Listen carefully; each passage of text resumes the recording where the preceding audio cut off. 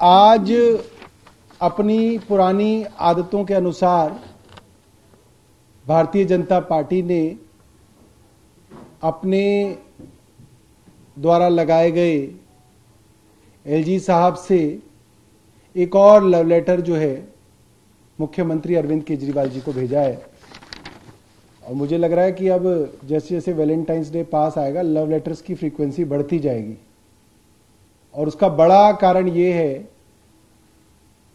कि जब से आम आदमी पार्टी राष्ट्रीय पार्टी बनी है, भारतीय जनता पार्टी के नेताओं को नींद आनी बंद हो गई है। और जिस तरीके से एमसीडी के चुनाव के अंदर जहां पर जनसंघ की नींव रखी गई, जिस दिल्ली के म्युनिसिपल कॉरपोरेशन के अंदर और मेट्रोपॉलिटन काउंसिल के अंदर जहां जनसंघ की नींव रखी गई, वहां से जिस तरीके से भारतीय जनता पार्टी को दिल्ली के लोगों ने निकाला है, ये बात साफ होती जा रही है कि भारतीय जनता पार्टी का अब सीधा झगड़ा दिल्ली के लोगों से है। अब यह मामला आम आदमी पार्टी बनाम भारतीय जनता पार्टी नहीं रह गया। अब यह मामला रह गया है भारतीय जनता पार्टी बनाम दिल्ली के लोग। और क्या कर रही है भारतीय जनता पार्टी? मोहल्ला क्लिनिकों के अंदर अगर दवाई मिल रही थी तो उसका बजट रोक दिया गया। मोहल्ला क्लिनिक के अंदर इलाज हो रहा था तो डॉक्टरों की तनख्वाह के पैसे रोक दिए गए। बुजुर्ग लोगों की, गरीबों की पेंशन कई कई महीने तक रोकी जा रही है। विधवाओं और विकलांगों तक की पेंशन कई कई महीने तक रोकी जा रही है। जल बोर्ड को पैसा 6-6 महीने तक रोका जा रहा है। अस्पतालों के अंदर दवाइयों में पैसे को बार बार रोका जा रहा है। और हर तरीके से दिल्ली वालों को परेशान करने की और दंडित करने की कोशिश भारतीय जनता पार्टी कर रही है। अभी भारतीय जनता पार्टी ने अपने एलजी को कहा कि यह कई साल पुराना मामला, विज्ञापनों का मामला जो कई साल पहले ठंडे बस्ते में डाला गया, उसको दोबारा निकाला गया। और पहली बात तो यह कि एलजी साहब के पास कोई ऐसी पावर ही नहीं है कि वो इस तरीके के आदेश पारित करे। वो हम देखा करते थे पिक्चरों के अंदर, जिन्ने इलाही, होशियार, खबरदार, औरंगजेब जो है आ रहे हैं और अब वो अपना फरमान सुनाएंगे। उस तरीके की हालत जो है आज दिल्ली के अंदर हो गई है कि जिनके पास कोई पावर नहीं है, जिनका कोई लेना देना नहीं है, वो अपने आप को शहंशाह समझ के दिन रात इलीगल ऑर्डर्स जो है पास कर रहे हैं, जिसकी कोई वैल्यू जो है कानून की निगाह में नहीं है। अब क्या कह रहे हैं एलजी साहब? वो कह रहे हैं कि दिल्ली की सरकार के विज्ञापन दिल्ली के बाहर कैसे छप रहे हैं। मैं हैरान हूं भारतीय जनता पार्टी के ऊपर, क्योंकि एलजी साहब की कोई एंटिटी नहीं है। जो भारतीय जनता पार्टी कहेगी तो वो करेंगे। कि दिल्ली के पिछले सिर्फ 1 महीने के अखबार मैंने ढूंढवाए, सिर्फ 1 महीने के, क्योंकि 1 महीने से ज्यादा के अखबार लाइब्रेरी में फिर जो है आर्काइव्स में डाल दिए जाते हैं। और कोई ऐसा भारतीय जनता पार्टी का राज्य नहीं है जिसका विज्ञापन दिल्ली के अखबारों में ना छपा हो। ये मोदी जी और हरियाणा के मुख्यमंत्री जी खट्टर जी का विज्ञापन, अगला विज्ञापन हरियाणा भारतीय जनता पार्टी खट्टर जी की सरकार का, अंतर्राष्ट्रीय भ्रष्टाचार निरोधक दिवस हरियाणा का मन रहा है दिल्ली के अखबारों में। परशुराम जयंती हरियाणा की मना रहे हैं दिल्ली के अखबारों के अंदर। ये त्रिपुरा के पंजिम गोवा किफायती सुलभ गुणवत्तापूर्ण स्वास्थ्य सेवाओं के लिए आयुष अब ये बताइए कि गोवा के अंदर स्वास्थ्य सेवाएं हैं, उसकी एडवर्टाइजमेंट दिल्ली के अखबार में क्यों छपवा रहे हैं गोवा के जो भाजपा के मुख्यमंत्री हैं? खट्टर साहब को तो जैसे दिल्ली की एलर्जी हो रखी है। हर अखबार दिल्ली के अंदर खट्टर साहब जो है बागवानी मशीनों और उपकरणों के लिए विशेष अनुदान योजना। अब एक बात बताओ, हरियाणा की बागवानी की योजना दिल्ली में क्यों छपवा रही है? प्रधानमंत्री किसान ऊर्जा सुरक्षा एवं उत्थान महाअभियान, भारतीय जनता पार्टी हरियाणा की सरकार दिल्ली में। त्रिपुरा की all round development, Tripura marching towards all round development with projects worth 4300 crore. ये यहां पे दिल्ली में क्यों फुल पेज एडवर्टाइजमेंट छप रही है? Shivraj Singh Chouhan, future ready state, invest in Madhya Pradesh. फिर से Khattar sahab, Goa, Yogi Adityanath, precision commercial plots with marvellous growth in business. फिर से खट्टर साहब, उत्तराखंड भारतीय जनता पार्टी, धामी जी, संकल्प नए उत्तराखंड का, और छप रहा अखबार के अंदर फुल पेज एडवर्टाइजमेंट। कांग्रेस के Ashok Gehlot, full page advertisement, page 1। Chhattisgarh Congress के Bhupesh Baghel, Dhami ji, full page advertisement Delhi के अखबार में।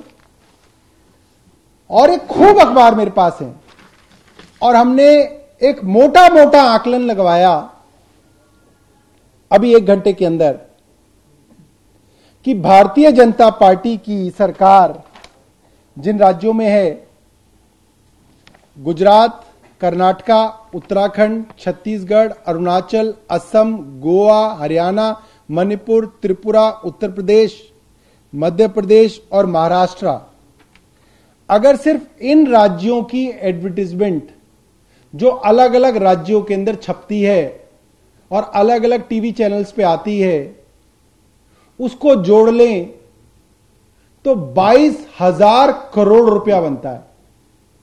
हमसे तो 97 करोड़ रुपए वसूलने के लिए सबसे आगे आ गए भारतीय जनता पार्टी वाले। ये 22,000 करोड़ रुपए जो इनका बनता है, ये कब देंगे वापस? तो भारतीय जनता पार्टी से 22,000 करोड़ रुपए वसूलना चाहिए। और भारतीय जनता पार्टी के नड्डा जी बताएं कि वो 22,000 करोड़ रुपया भारतीय जनता पार्टी किस दिन देगी सरकारों को, और हम 97 करोड़ रुपए दे देंगे। मगर वो तो 22,000 करोड़ रुपए का हिसाब दें। दिल्ली के अंदर कोई पत्रकार भाई हमारा घूम जाए, जितने भी बस स्टैंड हैं, पिछले 5 साल से बता रहा हूं मैं आपको, दीपोत्सव से लेकर दशहरे तक हर चीज की एडवर्टाइजमेंट जो है योगी सरकार की दिल्ली के डीटीसी के बस स्टैंड पे होती है। इस वक्त शिवराज सिंह चौहान की भी है, धामी जी की एडवर्टाइजमेंट खूब मिल जाएगी आपको। गुजरात सरकार की पिछले 1 साल से खूब विज्ञापन जो है, ये तो हमारे दिल्ली सरकार को ही पैसा दे रहे हैं। तो हमें पता है कि गुजरात सरकार, भारतीय जनता पार्टी की उत्तर प्रदेश सरकार, उत्तराखंड सरकार, दिल्ली सरकार के जो कॉन्ट्रैक्टर्स हैं उनको पैसा दे दे के हमारी दिल्ली के अंदर ऐड छपवाती है। भाई यहां पे क्यों छपवाते हो आप ऐड? और इसका पैसा कब वसूला जाएगा भारतीय जनता पार्टी से?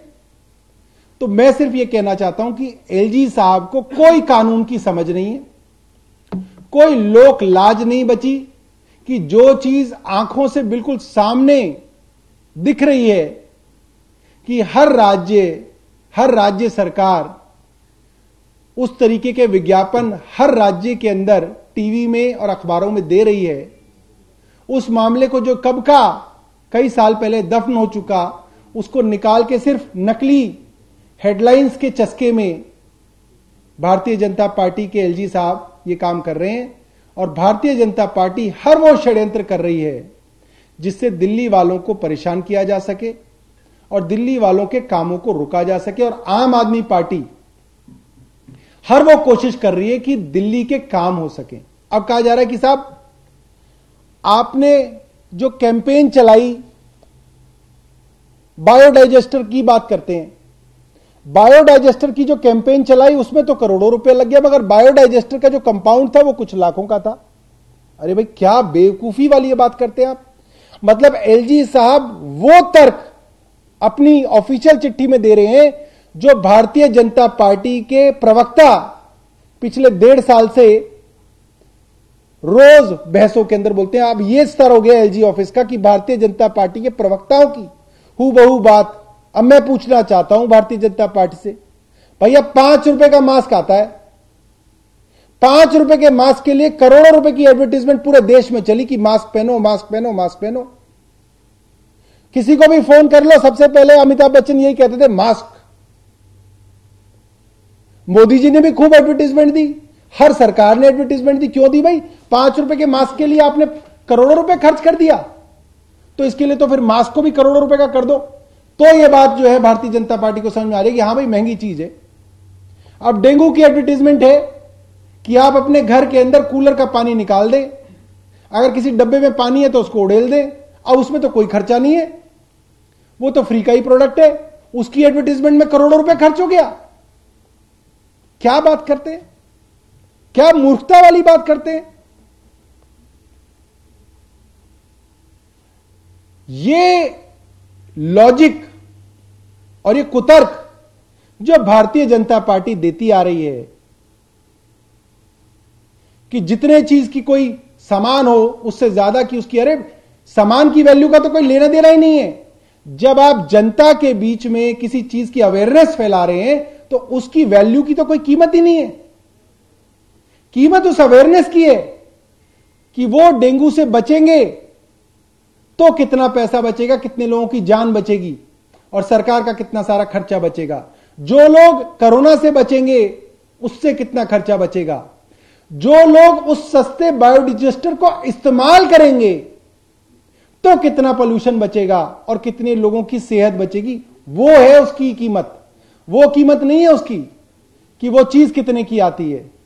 बहुत ही मूर्खतापूर्ण तर्क जो है भाजपा के प्रवक्ताओं के तर्क जो है अब अपनी ऑफिशियल प्रेस रिलीज के अंदर एलजी हाउस दे रहा है, जो बहुत ही ज्यादा दुर्भाग्यपूर्ण है और एलजी हाउस का एक बहुत ही निम्न स्तर का राजनीतिकरण है। बहुत बहुत धन्यवाद। एक बताइए आप इसमें आगे कैसे देखेंगे, इसका तो जवाब देंगे? अरे आगे ही तो देखा है, जवाब दे तो दिया। पार्टी से 97 करोड़ वसूलने का भी आदेश जारी किया है राज्यपाल ने, क्या करा है? ब्याज के साथ वसूलें। अरे हम बोल तो रहे हैं 22,000 करोड़ रुपए भाजपा से वसूल लो, उसके आधे भी वसूल लो, हम दे देंगे 97 करोड़। आप इस पूरे मामले को किस तरह से देख रहे हैं? सरकार के पास सरकारी तौर पे अब तक कोई लीगल ऑप्शन है या आपको लगता है कोर्ट का दरवाजा? भाई जैसे मैं हूं, मैं आपको बताऊं, जैसे मैं ये कह दूं कि भाई ये कुतुब मीनार मैंने पंकज जैन को बेच दिया है। अब आप कुतुब मीनार वालों से पूछें कि भाई अब आपके पास कोई ऑप्शन है? सौरभ भारद्वाज ने तो पंकज जैन को कुतुब मीनार बेच दिया, ठीक है। अब एएसआई क्या करेगी? एएसआई कह रही कि कुतुब मीनार वहीं का वहीं है और वो बिक नहीं सकता। तो ऐसी आम आदमी पार्टी वहीं की वहीं है और अब वो राष्ट्र पार्टी है और एलजी साहब और बीजेपी लाख दम लगा ले, ये पार्टी आगे बढ़ेगी, हमें कोई फर्क नहीं पड़ता। अरे हमारा कुतुब मीनार वहीं खड़ा है, कोई फर्क ही नहीं पड़ता कौन बेच रहा है उसको, कौन खरीद रहा है। अरे होने भी चाहिए 97 करोड़ रुपए, देंगे कहां से? 2016-17 का ये मामला है, उसमें काफी चर्चा में रहा था।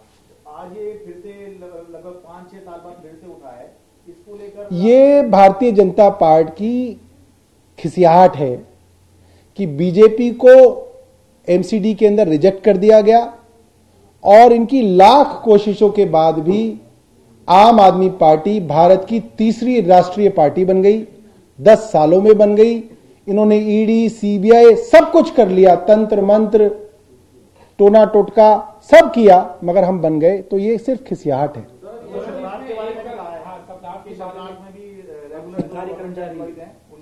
कॉन्ट्रैक्ट बना करा के जो गवर्नमेंट एम्प्लॉइज हैं उनके काम भाई हम तो कह रहे हैं कि जहां पे भी कॉन्ट्रैक्ट है सारे ही ले आओ ना। कब लाएंगे एलजी साहब? काफी दिन तो हो गए। जितने भी कॉन्ट्रैक्ट वाले एम्प्लॉइज हैं, हम तो कई बार से कह रहे हैं कि जितने भी कॉन्ट्रैक्चुअल टीचर हैं वहां भी पक्के लगाए जाए, सब जगह पक्के किए जाए अधिकारी। क्यों नहीं कर रहे? सिर्फ शब्दार्थ के ऊपर ही इतनी जो है इतनी वो क्यों है कि उनकी दया दृष्टि? सबको पक्का करो। एक सवाल ये भी है कि फाइलों को लेकर एलजी ये कहते हैं कि समय पर फाइलें नहीं भेजी जा रही हैं सीएमओ से, और इसको लेकर उन्होंने एक कल नियम का हवाला दिया जीएनसीडीटी कानून का, कि उसके तहत मैंने खुद ही मंत्रियों से फाइलें मंगाना शुरू कर दिया है, 11 फाइल मंगा ली है, 3 पर आगे कार्रवाई कर दी है। तो इस तरीके की चीजें भी एलजी कार्यालय की जा रही है, इस पर आप लोग क्या कहते हैं?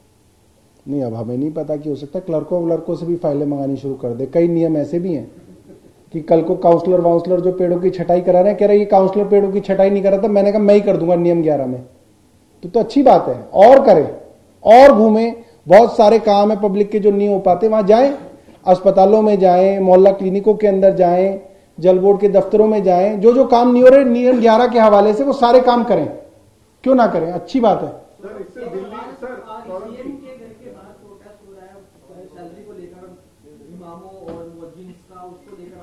वो भी नियम 11 में एलजी कर दे। अब जितनी भी समस्याएं हैं नियम 11 में एलजी साहब के पास ले जाया करें दिल्ली वाले, कम से कम कुछ तो करें एलजी साहब।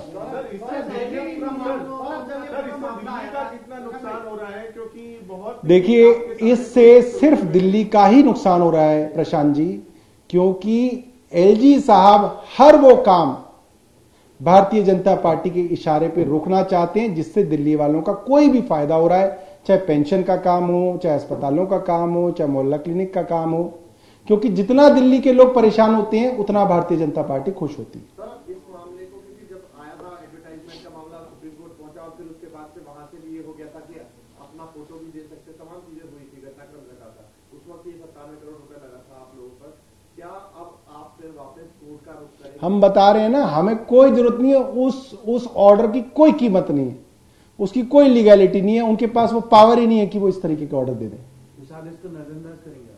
नजरअंदाज कर दिया ऑलरेडी, ठीक है। ये दवाइयों वाला जो मामला है, थोड़ा बता दीजिए क्या है ये, क्यों क्या नहीं मिल पाई दवाई? नहीं, मोहल्ला देखिए, आज दिल्ली विधानसभा की याचिका समिति के अंदर दिल्ली सरकार के स्वास्थ्य विभाग के तमाम अधिकारियों को और फाइनेंशियल डिपार्टमेंट के अधिकारियों को, जिसमें प्रिंसिपल सेक्रेटरी फाइनेंस और प्रिंसिपल सेक्रेटरी हेल्थ को बुलाया गया है। एक पिटीशन, एक याचिका दिल्ली विधानसभा में आई है जिसमें बताया गया है कि कई महीनों से डॉक्टरों को और अन्य कर्मचारियों को जो मोहल्ला क्लिनिक में काम करते हैं उनको तनख्वाह नहीं मिली है। वहां पर जो टेस्ट हुआ करते थे वो टेस्ट नहीं हो रहे हैं, क्योंकि जो टेस्ट जिन प्राइवेट कंपनीज में हुआ करते थे, जिन लैब्स में हुआ करते थे, वहां पे भी कई महीनों से सरकार ने पेमेंट नहीं दी है। और दिल्ली के अंदर इसको लेके एक बहुत ज्यादा दुख है।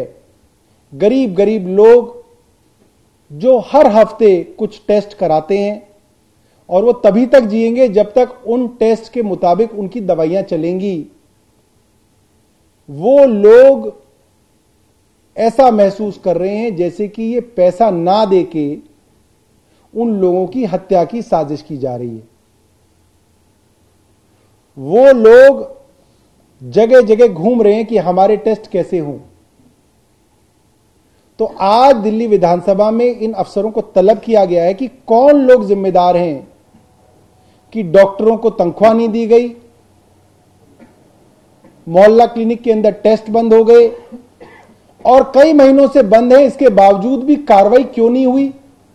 जो लोग जिम्मेदार हैं उनके ऊपर क्या कार्रवाई होनी चाहिए, उनको क्या दंड मिलना चाहिए, और ये दोबारा ना हो ये कैसे सुनिश्चित किया जाए। इसके लिए आज याचिका समिति की बैठक है जिसके अंदर अफसरों को आज बुलाया गया है।